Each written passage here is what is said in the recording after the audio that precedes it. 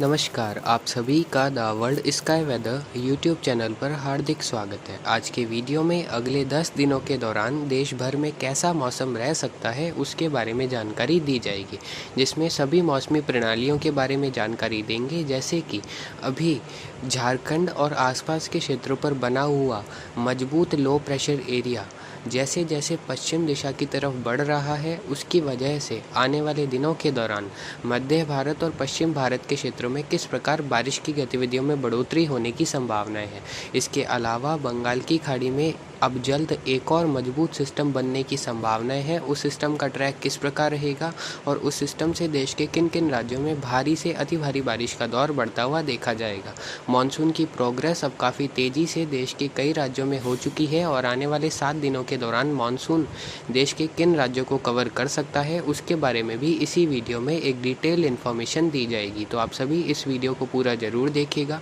और अगर आपको यह जानकारी अच्छी लगे तो इस चैनल को सब्सक्राइब और इस वीडियो को लाइक ज़रूर करिएगा। और हाँ, हमने एक बात यह भी नोटिस की है कि the world sky weather channel लगातार उत्तर भारत और मध्य भारत के कुछ राज्यों के लिए तात्कालिक मौसम पूर्वानुमान जारी करते हैं। तो आप सभी वह तात्कालिक मौसम पूर्वानुमान देखते तो हैं, हालांकि उस पोस्ट को लाइक नहीं करते हैं। तो अगर आप उस पोस्ट को लाइक करेंगे तो हमारा मोटिवेशन बढ़ेगा और इस प्रकार की जानकारी हम आगे भी देते रहेंगे। तो आप सभी अपनी स्क्रीन पर देख रहे हैं, यह मैप आने वाले 10 दिनों के दौरान होने वाली बारिश के लिए बनाया गया है। इसमें देश के उत्तर मध्य पूर्व और उत्तर पूर्वी भारत के अधिकांश राज्यों में सामान्य से अधिक बारिश की गतिविधियां दर्शाई गई है। हालांकि कुछ दक्षिण भारत के राज्यों को में लगभग सामान्य व सामान्य से कम बारिश की गतिविधियां दर्शाई गई है, क्योंकि बंगाल की खाड़ी में जो अब जब भी सिस्टम बनेंगे वह लगभग मध्य भारत से लगाकर उत्तर भारत का रुख करेंगे, जिसमें मुख्य बारिश की गतिविधियां पूर्व भारत से उत्तर भारत के क्षेत्रों की तरफ ही देखने को मिलेगी। हालांकि कुछ जो दक्षिण भारत के महाराष्ट्र, तेलंगाना, आंध्र प्रदेश, कर्नाटक के इलाके होंगे, यहाँ भी आने वाले दिनों के दौरान बारिश की गतिविधियाँ जारी रहेगी। सबसे पहले मौसमी प्रणालियों की बात करेंगे तो अभी एक मजबूत लो प्रेशर एरिया या फिर कहें एक well mark low pressure area Jharkhand और आसपास के क्षेत्रों पर अवस्थित है। इस सिस्टम के अगले 24 से 48 घंटों के दौरान उत्तरी छत्तीसगढ़ से उत्तरी मध्य प्रदेश और दक्षिणी उत्तर प्रदेश के आसपास के क्षेत्रों पर बढ़ने की संभावना है। उसके बाद उसके अगले 24 घंटों के दौरान यानी कि 21-22 जून को इस सिस्टम के उत्तरी मध्य प्रदेश और उससे सटे उत्तर पूर्वी राजस्थान के आसपास के क्षेत्रों पर भी पहुंचने की संभावनाएं बनती हुई दिखाई दे रही है। कुल मिलाकर कहें तो यह सिस्टम अगले 24 से 72 घंटों के दौरान मध्य प्रदेश के उत्तरी भाग, उत्तर प्रदेश के दक्षिणी भाग और उत्तर पूर्वी राजस्थान के क्षेत्रों की तरफ पहुंच सकता है, जिसकी वजह से अगले 3 दिनों के दौरान बिहार, झारखंड, छत्तीसगढ़, ओडिशा और पश्चिम बंगाल के अनेक स्थानों पर हल्की से मध्यम बारिश होने की संभावनाएं हैं। दक्षिणी बिहार, झारखंड, उत्तरी छत्तीसगढ़ के कई इलाकों में भारी से अति भारी बारिश अगले 24 से 48 घंटों के दौरान इस सिस्टम के प्रभाव से देखने को मिल सकती है। रांची से लगाकर दुमका, डाल्टनगंज और आसपास के इलाकों में अत्यधिक भारी बारिश की गतिविधियां अगले 24 घंटों के दौरान इस सिस्टम की वजह से देखने को मिलने वाली है, जिसकी वजह से उन क्षेत्रों में बाढ़ जैसी परिस्थितियां उत्पन्न हो सकती है। इसके अलावा इसी सिस्टम की वजह से मध्य प्रदेश और उत्तर प्रदेश के भी कई इलाकों में झमाझम बारिश की गतिविधियां आने वाले 3 से 4 दिनों के दौरान दर्ज होगी। छतरपुर से लगाकर रीवा, पन्ना, जबलपुर, मांडला, होशंगाबाद और ग्वालियर, शिवपुरी, श्योपुर, मुरैना और भोपाल तक के अनेक स्थानों पर अगले 4 से 6 दिनों के दौरान मूसलाधार बारिश होने की संभावनाएं हैं। और जब यह सिस्टम उत्तरी मध्य प्रदेश और दक्षिणी उत्तर प्रदेश के आसपास के क्षेत्र पर होगा तो उत्तर पश्चिमी और उत्तर पूर्वी मध्य प्रदेश के कुछ इलाकों में भारी से अति भारी बारिश की गतिविधियां देखने को मिलेगी, मुख्यतः 20 से 23 जून के मध्य के समय में। इसके अलावा वाराणसी, भदोही, मिर्ज़ापुर, सोनभद्र, झांसी, ललितपुर के आसपास के क्षेत्रों से लगाकर प्रयागराज, मिर्ज़ापुर, सोनभद्र और गोरखपुर, वाराणसी के उत्तरी मध्य इलाके, लखनऊ, कानपुर देहात, कानपुर शहर और आसपास के भी विभिन्न भागों में आने वाले 4 से 5 दिनों के दौरान कई स्थानों पर हल्की से मध्यम तो कुछ स्थानों पर भारी बारिश होने की संभावनाएं बनती हुई दिखाई दे रही है। सबसे अधिक बारिश उत्तर पश्चिमी मध्य प्रदेश और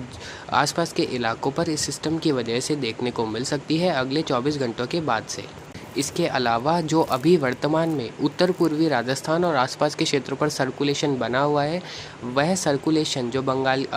जो ये लो प्रेशर एरिया अब आगे बढ़ेगा, उसके साथ मिलकर उत्तर पूर्वी और पूर्वी राजस्थान के भी अनेक स्थानों में बारिश की गतिविधियों को बढ़ाने में मदद करेगा। पूर्वी राजस्थान के अनेक स्थानों पर 19 से 23 जून के मध्य के समय में मूसलाधार बारिश होने की संभावना है। 20 से 22 जून के मध्य के समय में कोटा संभाग, भरतपुर संभाग, जयपुर और अजमेर संभाग के कुछ इलाकों में भारी तो कहीं कहीं अति भारी बारिश की गतिविधियां दर्ज हो सकती है। इस दौरान कोटा संभाग के कुछ इलाकों में टोटल बारिश की गतिविधियां 200 से 300 मिलीमीटर तक भी देखने को मिल सकती है, जिसकी वजह से कुछ स्थानों पर जल भराव या बाढ़ जैसी स्थितियां कोटा संभाग के क्षेत्रों में आने वाले 5 दिनों के दौरान दर्ज हो सकती है। उदयपुर, अजमेर, जयपुर, भरतपुर संभाग के भी कई इलाकों में भारी बारिश की गतिविधियां आने वाले 4 से 5 दिनों के दौरान इन दोनों ही सिस्टम के मिले जुले असर से होने की संभावनाएं दिखाई दे रही है।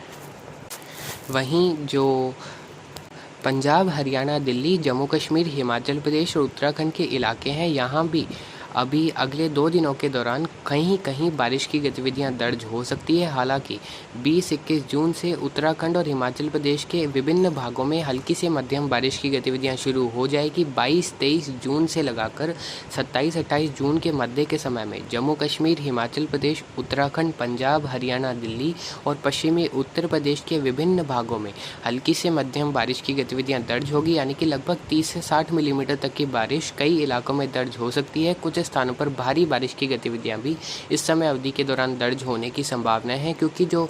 ये सिस्टम उत्तर पश्चिमी मध्य प्रदेश और उत्तर पूर्वी राजस्थान के आसपास के क्षेत्रों पर आकर कमज़ोर हो जाएगा और उस समय अवधि के दौरान तक मानसून की दस्तक भी दिल्ली समेत राजस्थान के अनेक भाग और हरियाणा के भी अनेक भागों में हो चुकी होगी। तो मानसून की ट्रफ का निर्माण भी उन क्षेत्रों की तरफ देखने को मिलेगा और 22-23 जून से लगाकर 28 जून के मध्य के समय में मानसून ट्रफ उत्तर मध्य भारत के क्षेत्रों की तरफ अपना रुख करेगी, जिसकी वजह से लगभग इन क्षेत्रों में मेघ गर्जन के बादलों का निर्माण होगा और अनेक स्थानों पर बारिश की गतिविधियां पंजाब, हरियाणा, दिल्ली और उत्तर भारत के क्षेत्रों में देखने को मिलेगी। पश्चिमी राजस्थान और गुजरात में होने वाली बारिश के बारे में बात करें तो पश्चिमी राजस्थान के जो नागौर से लगाकर जोधपुर, बाड़मेर, इसके अलावा जो चूरू, सीकर और आसपास के इलाके हैं, इन क्षेत्रों के कुछ स्थानों पर अगले 24 से 48 घंटों के दौरान बारिश की गतिविधियां दर्ज हो सकती है। उसके बाद लगभग इन क्षेत्रों में 22-23 जून से बारिश की गतिविधियों में बढ़ोतरी होगी, जिसमें जैसलमेर से लगाकर बीकानेर, गंगानगर, हनुमानगढ़ और आसपास के इलाके शामिल रहेंगे। यहाँ लगभग 22-23 जून से 28 जून के मध्य के समय में अलग अलग समय में अलग अलग क्षेत्रों में हल्की से मध्यम बारिश की गतिविधियां दर्ज होगी। हनुमानगढ़ के उत्तर पूर्वी इलाके, चूरू के कुछ स्थानों पर इस समय अवधि के दौरान भारी बारिश की गतिविधियां भी दर्ज होने की संभावनाएं बनती हुई दिखाई दे रही है। पश्चिमी नागौर के भी अलग अलग भागों में उस समय अवधि के दौरान अच्छी खासी बारिश का दौर देखने को मिलेगा। कुल मिलाकर बात करें तो उत्तर भारत के क्षेत्रों के अनेक स्थानों पर 21-22 जून से बारिश की गतिविधियों में बढ़ोतरी होगी। मध्य भारत में आने वाले 5 से 6 दिनों के दौरान मूसलाधार बारिश होने की संभावनाएं हैं। असम, मेघालय, नागालैंड, मणिपुर, मिजोरम, त्रिपुरा और अरुणाचल प्रदेश के अनेक स्थानों पर आने वाले 5 से 7 दिनों के दौरान हल्की से मध्यम तो कुछ स्थानों पर भारी तो कहीं कहीं मेघालय से लगाकर अरुणाचल प्रदेश, असम, मिजोरम, त्रिपुरा के कुछ स्थानों पर अति भारी बारिश का दौर रुक रुक कर जारी रहने की प्रबल संभावनाएं बनती हुई दिखाई दे रही है। महाराष्ट्र के उत्तरी मध्य इलाकों में अगले 24 से 48 घंटों के दौरान कुछ स्थानों पर मेघ गर्जन के साथ बारिश हो सकती है। ठीक इसी प्रकार की बारिश तेलंगाना और कर्नाटक के उत्तरी भागों में भी देखने को मिल सकती है। गुजरात के उत्तरी मध्य और पूर्वी इलाकों में अगले 5 दिनों के दौरान रुक रुक कर अलग अलग भागों में मेघ गर्जन के साथ स्कैटर्ड प्लेसेस पर हल्की से मध्यम तो दक्षिणी भागों में कहीं कहीं मध्यम से भारी बारिश अगले 24 से 48 घंटों के दौरान दर्ज हो सकती है। मुंबई से लगाकर कर्नाटक के पश्चिमी भाग और केरल के पश्चिमी मध्य इलाके, तमिलनाडु के पश्चिमी भागों के भी कुछ स्थानों पर हल्की से मध्यम तो कुछ 1-2 बहुत दौर तेज बारिश के आने की संभावनाएं आने वाले 24 से 48 घंटों के दौरान दिखाई दे रही है। बंगाल की खाड़ी में अगला सिस्टम 23 से 26 जून के मध्य के समय में बनेगा। वह सिस्टम भी एक बार फिर से झारखंड से होते हुए उत्तरी मध्य प्रदेश, दक्षिणी उत्तर प्रदेश, उत्तर पूर्वी राजस्थान के क्षेत्रों की तरफ बढ़ेगा और आपको पहले भी हमने बताया था इस मानसून सीजन में उत्तर पश्चिम भारत के क्षेत्र पर काफ़ी लो प्रेशर एरिया बढ़ते हुए देखे जाएंगे। तो ठीक उसी प्रकार अभी जो लो प्रेशर एरिया बनेंगे वह लगभग मध्य से उत्तर भारत का रुख करेंगे, जिसकी वजह से सबसे अधिक भारत